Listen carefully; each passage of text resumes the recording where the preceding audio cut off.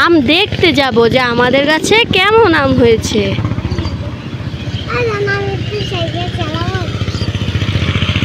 আমি চলে এসেছি এই সাইডে। দেখুন এই সাইডটা অনেকটাই নিচু হয়ে আছে, আর এখানে আমাদের একটা বড় সড়ো একটা কাঁঠাল গাছ আছে। এই কাঁঠাল গাছটা অনেক আগের গাছ। আমরা যখন এই পুরাতন বাসায় থাকতাম তখন এই গাছটায় ছিল, এটা কাটা হয়নি, কারণ কি এই গাছের কাঁঠালগুলো খেতে অনেক মজা হয়। তুমি কি আজকে কাঁঠাল নিতে এসেছো নাকি আম? কি নিবা? কাঁঠাল গাছে উঠবা? আচ্ছা দাঁড়াও আমি এসে নি। তাও গাছগুলাতে মাশাআল্লাহ অনেক আমি ধরেছে। তো আমরা এখন ওই সাইডে চলে যাব। আমি এখন উঠবো ওই সাইড দিয়ে। ওই সাইডটায় থেকে একটুখানি উঠতে সহজ লাগে আমার কাছ থেকে। তো চলেন আমরা ভিতরে গিয়ে। মা এদিক আসো, এদিক যাই। হ্যাঁ ওইটা তো দেখিয়েছি, আসো এদিক আসি।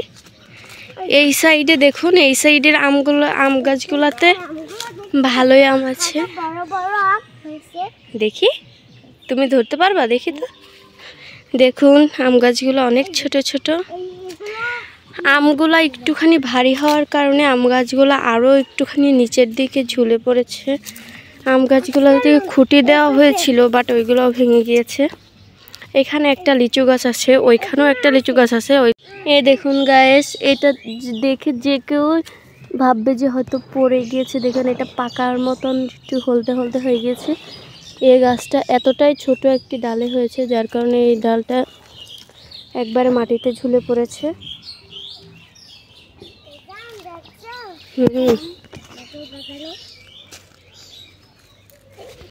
তো গাইস এই যে দেখুন আমাদের এখানে আম পাড়া শেষ, আর ওইখানেও আম আছে। এখন আমরা চলে যাব। এই যে দেখুন এখন আমরা চলে যাচ্ছি। আমাকে অবশ্যই বল। আল্লাহ হাফেজ। চলো আমরা চলে যাই।